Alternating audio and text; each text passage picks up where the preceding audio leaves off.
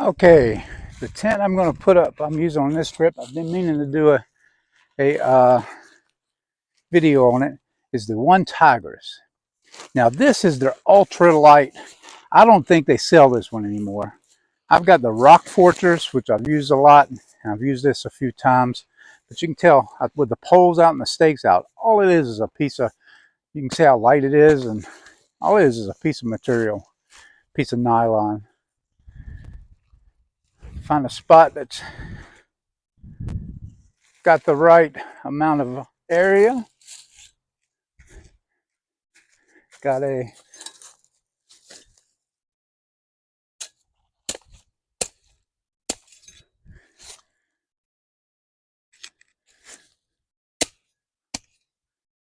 thorn briar right there.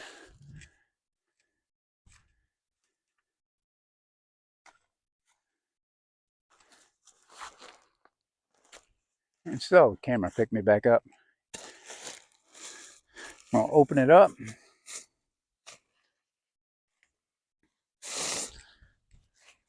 Spread it out.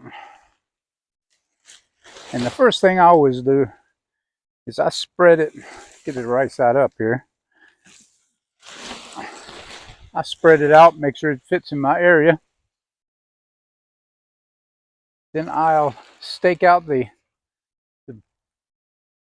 edges. Then I'll put the pole in, and that's pretty much it. Get my door facing the way I want. This one just has one door.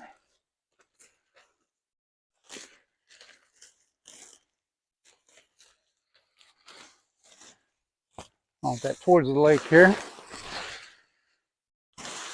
On kind of a little peninsula here. Got a cove here and a cove over there, so I actually got the lake on two sides. Tent stakes out. Got that in a small backpack here.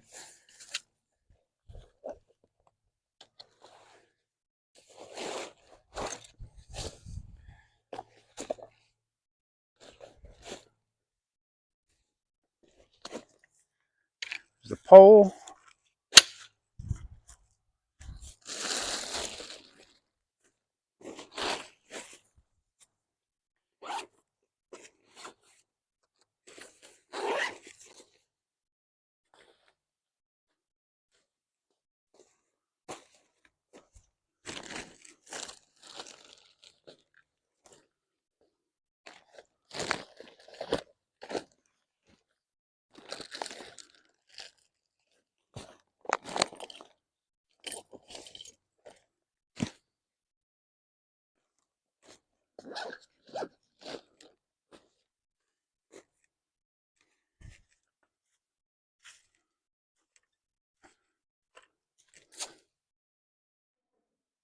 All right. Got my tent stakes here. Hiding from me. I knew I had them. That's why I always like to keep things in the same place every time. It's good advice. Maybe I should, but I was in kind of a rush. I decided to head out. A last minute decision. So I think my spot here is big enough. So I'm going to take a tent stake, clear the ground while I'm at it, make sure there's no, take it to the edge of my boundary, put a stake in.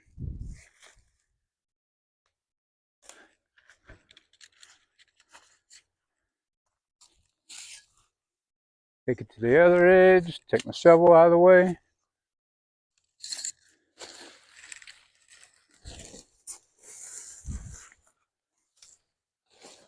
Put a stake in.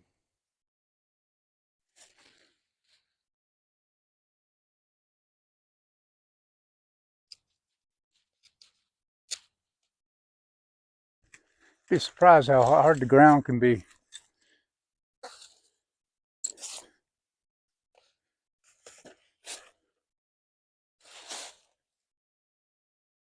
Soft in some spots. Got my trusty handy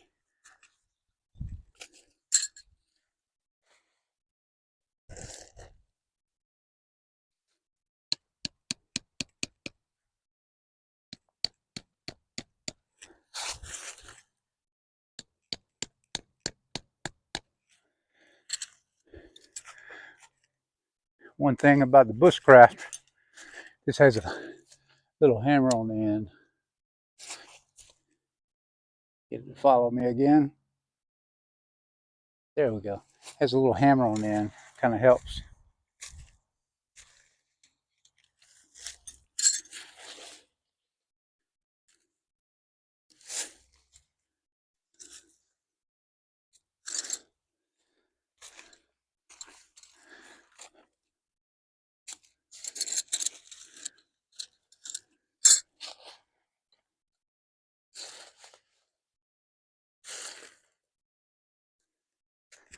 I have to edit this down some.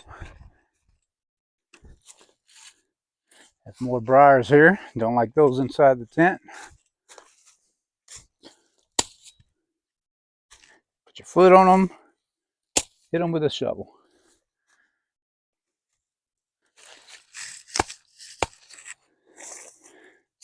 Just kind of not only uncomfortable, but it could tear the tent. This nylin's not super thick.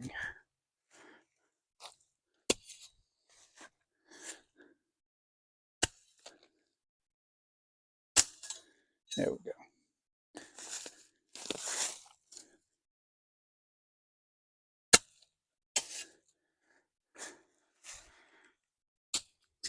All right.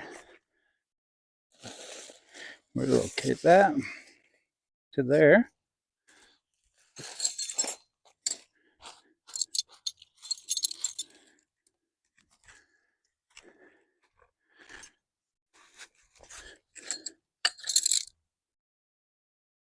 Relocate over here. Move around.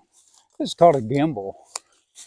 I mentioned it before, thanks to my brother.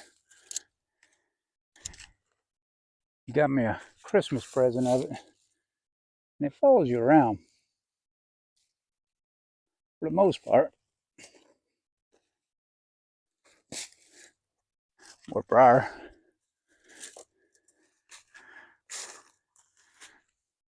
Just a knife to that one.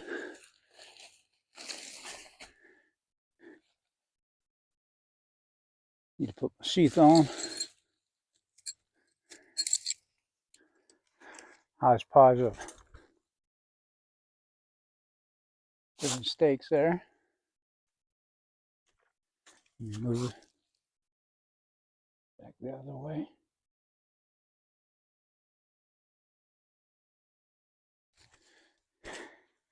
Saves me the trouble of doing all that and moving it around.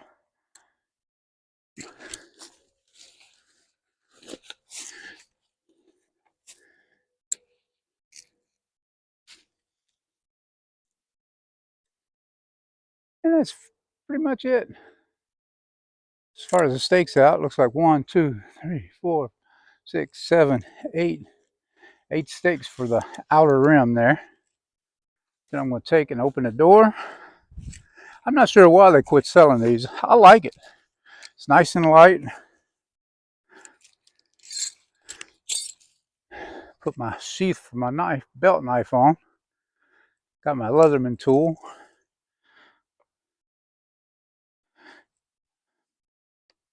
Should edit this out maybe, but who knows.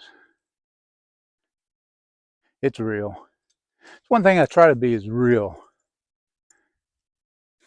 Instead of the practice so much and rehearsed and scripted that it's not real. And a lot of these people, don't get me wrong, I'm out here at the lake, I go to the Uwharrie. I do have some times when I show things in my backyard or in my workshop, but a lot of people, it's all they do. They act like they're out and they're really not very far out. Open the door.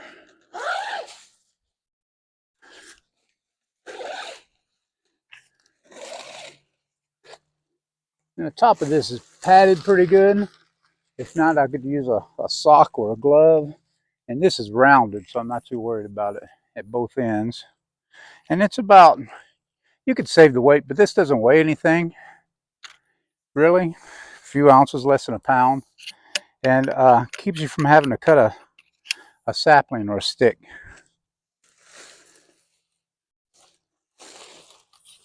This in the apex there.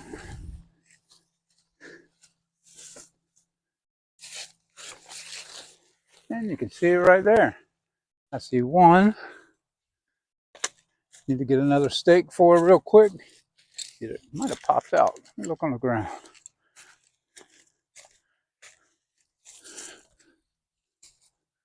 Oh, it's because it's the door. That's why. So I'm going to open that just to show.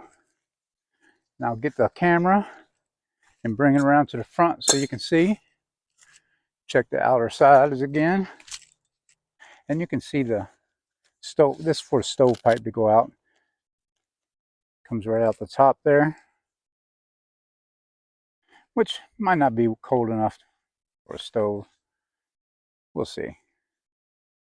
Better if the tent. Let me walk around.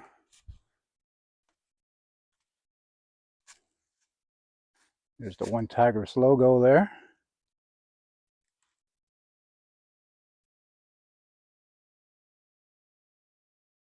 And it's just a small teepee, which it does if it was a windier day. You could take these and tie them out, and it would definitely give you a little more room on the inside and make it a lot more stable in high winds. But there's no winds right now. So see how it comes up over the ground? Let me see if I can get you a little closer here. But there's space here underneath. That's for ventilation. You don't want it to come all the way to the ground. One thing a few people don't know is that teepees of the Plains Native Americans, they did not come all the way to the ground. But what you do is you have a second layer on the inside of the teepee that goes around the circumference of the teepee. That way there's still airflow. Air comes in, but it doesn't hit you. It kind of goes up with the smoke. That way the smoke goes straight up. If you did not have any ventilation on the bottom, the smoke would just kind of fill the teepee. That way it creates a draw, kind of like a wood stove, and it goes out the top of the teepee.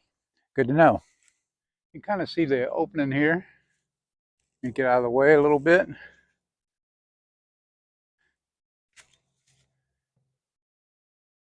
There we go. That's better. I'll take you inside.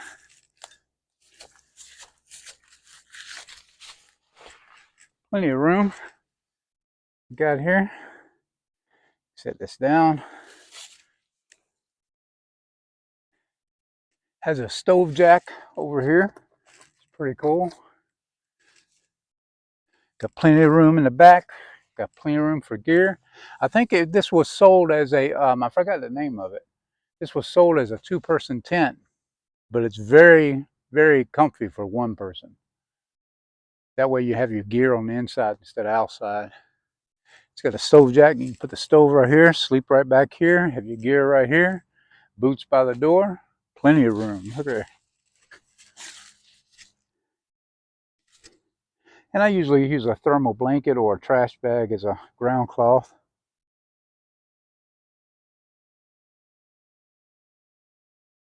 And you can see plenty of room.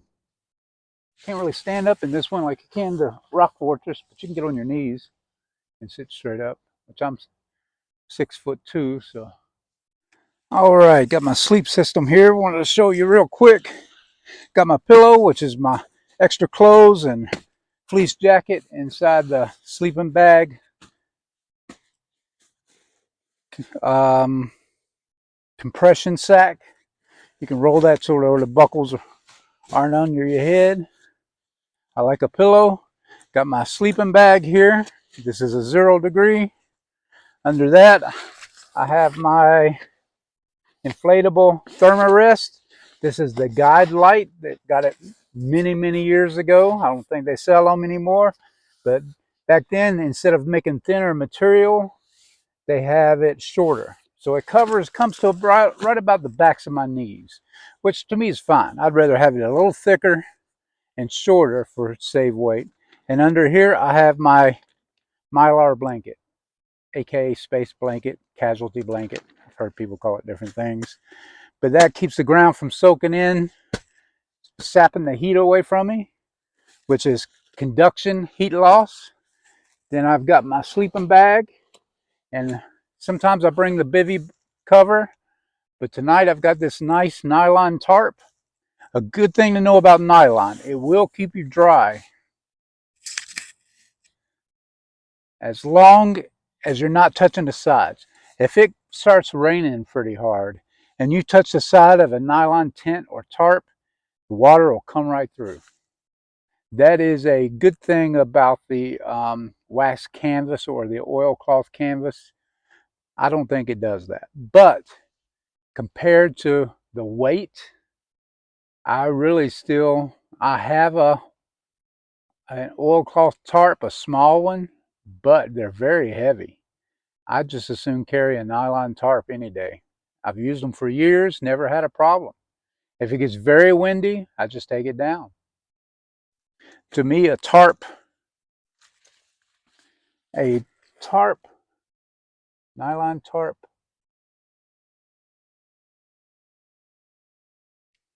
to me, a nylon tarp bivy bag combination can't be beat. Love it. Nice and light. Half times my working in the wilderness, I just carried a tarp and a bivy bag. No tent. Up in the mountains, didn't need it for insect or insect net, mosquito net. Didn't need one.